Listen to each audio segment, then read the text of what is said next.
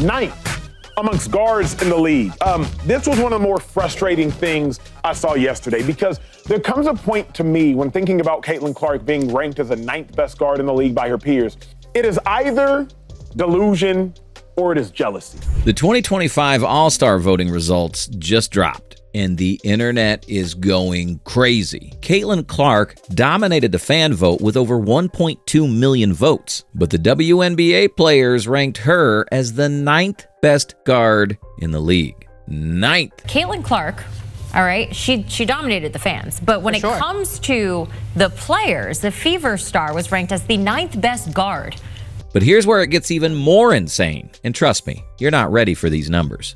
The fan voting for the WNBA All-Star Game has revealed some truly astounding results, showcasing a phenomenon far beyond just Caitlin Clark's impact. Consider these numbers. 4 Indiana Fever players landed in the top 9 overall in voting, with a remarkable 8 Fever players making the top 40. To have nearly half a starting lineup from a single team dominate the top spots is unprecedented. But the most head-scratching revelation? Kate Martin, Clark's former Iowa teammate, is currently ranked ahead of established WNBA stars like Kayla McBride, Sonia Citron, and Arik Ogunbowale. Martin is averaging just 2.8 points per game this season. Last year, she opened at 12th in voting before eventually falling out of the top 40. This year, she's inexplicably back in the mix. This isn't just about the popularity of one player. This data strongly suggests a significant shift in how fan voting is being influenced, raising questions about its integrity and the recognition of consistent on-court performance.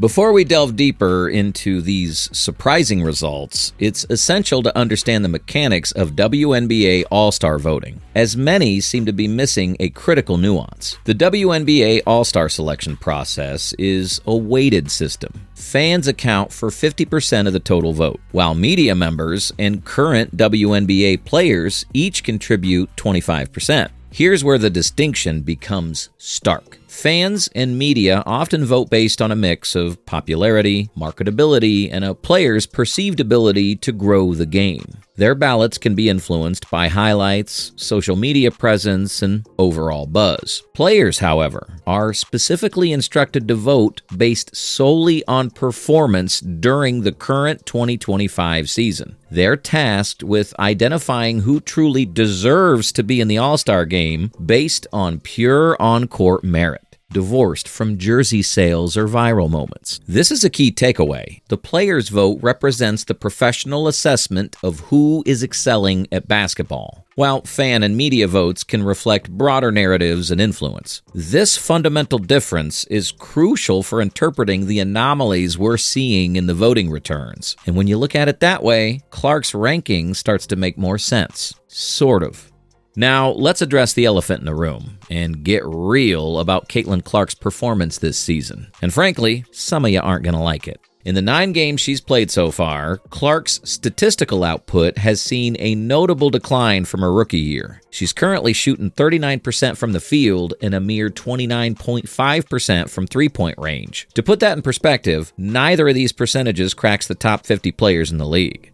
Compounding this, she's averaging a league-leading 5.9 turnovers per game. While her incredible passing vision is undeniable, being the primary ball handler and committing nearly 6 turnovers per contest is a significant issue, and her advanced metrics only underscore these struggles. It's fair to suspect her recent groin and previous quad injuries have contributed to these difficulties. However, the reality remains. She has missed 7 out of 16 games, nearly half of the season. In any other major professional sport, significant missed time due to injury directly impacts a player's all-star case. If an MLB slugger like Yordan Alvarez misses a large chunk of the first half, he doesn't make the all-star team. The same holds true for NBA stars. This isn't a unique standard for the WNBA or for Caitlin Clark. Despite these on-court realities and missed games, Clark is still making the all-star game and has been named a captain. So, if the concern is truly about who deserves to be there based on this season's performance, what exactly are we arguing about? The fan vote has clearly prioritized her immense popularity over her current statistical output and availability. Now, let's pivot and consider another player who challenges the hate narrative, Angel Reese. Intriguingly, WNBA players ranked Angel Reese as only the 12th most deserving front court player, despite the fact that she's currently leading the entire league in rebounding. If we apply the same logic used to criticize Clark's player rating, shouldn't we then be equally outraged about Angel's position? Does this imply WNBA players also hate Angel Reese? Or, and this is a critical point, could Angel's ranking also be a reflection of her own slower start to the season before she began her recent dominant stretch of performances? This mirrors the potential explanation for Caitlin Clark's lower player ranking, which could be attributed to her missed games and early season struggles. The consistency here is, in fact, quite remarkable. Both Clark and Reese experienced various challenges or slower starts to their 2025 seasons. Consequently, both were ranked lower by their peers. The very voting block specifically instructed to evaluate players based solely on their performance in the current season. This isn't about animosity or hate. This is a clear illustration of professional basketball evaluation at play, where current season performance, availability, and consistency are the primary metrics for peer-based all-star consideration.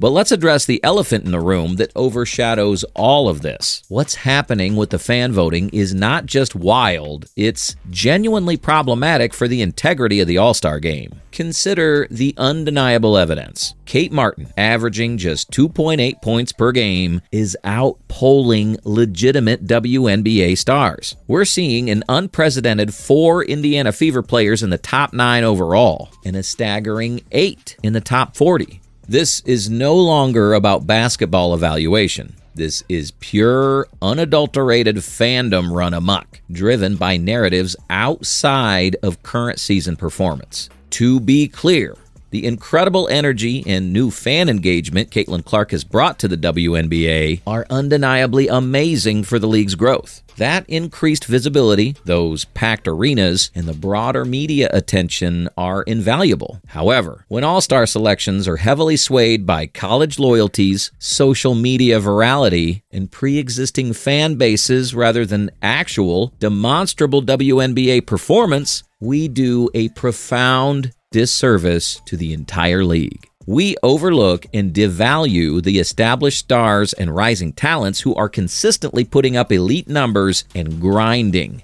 day in and day out. This isn't fair to the players whose on-court excellence is being overshadowed. And perhaps, more importantly, it undermines the very essence of what an all-star game is supposed to represent. A celebration of the best current performers in the league, not simply the most popular. The integrity of the selection process is at stake, and that impacts the legitimacy and respect of the WNBA's marquee exhibition event. Here's the undeniable reality we need to confront. Caitlin Clark's recent on-court performances have been subpar, and she's missed a significant portion of the season. When voting for an all-star, current production and availability are paramount considerations, as they would be for any other player in the league. It is entirely fair and, frankly, expected that several players who have consistently delivered strong performances this season are ranked ahead of her. This isn't a slight. It's a legitimate application of basketball evaluation. Furthermore, I strongly suspect that social media, particularly platforms like Twitter, has significantly distorted the public's perception of how Clark's WNBA peers genuinely view her. These platforms often create echo chambers and amplify narratives that don't reflect the nuanced relationships or professional opinions within the league. The hate narrative is largely a digital construct. However, we also must acknowledge a crucial business reality. With the All-Star Game being hosted in Indianapolis, it is commercially untenable to not feature Caitlin Clark prominently. Her immense popularity guarantees she will top fan ballots, regardless of her current play or missed time. This is a simple fact of sports entertainment. Therefore, I believe we are asking the wrong question entirely. Instead of fixating on, do WNBA players hate Caitlin Clark? A question rooted in online drama. Perhaps we should be asking, why do we believe Kate Martin deserves an All-Star spot over players consistently averaging 15-plus points per game? Instead of expressing outrage at players who are simply evaluating basketball performance honestly, perhaps we should critically examine whether fan voting has spiraled completely out of hand. The WNBA deliberately allocated 25% of the vote to players precisely to ensure there was one voting block focused purely on merit and on-court performance, independent of popularity or media-driven storylines. This mechanism is, in fact,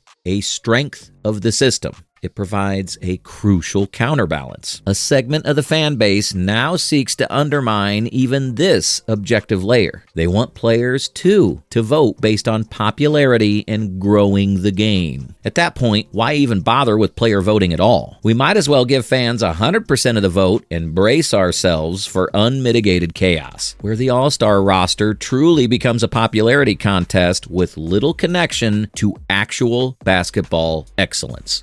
Look, Caitlin Clark didn't ask for this kind of controversy. She didn't ask to be the face of a league overnight, to carry the hopes of millions, or to be dragged across social media for every shot she misses. But here's the truth. This moment, this tension, it's bigger than her. It's about how we balance hype and honor, how we protect the soul of the sport while welcoming its growth. And if we get this wrong, we don't just risk alienating the stars who built the W, we risk making the next generation think the game doesn't matter. Let's not let fan passion become fan blindness. Let's demand more, not just from the system, but from ourselves. Because if we want the WNBA to thrive, we need to make room for both the spotlight and the grind. Clark is going to be an all-star captain. She's going to put on a show in Indianapolis. But questioning her 2025 season performance isn't hate. It's honest basketball evaluation. The real story isn't about her ranking. It's about whether we can celebrate new stars while respecting the ones who paved the way.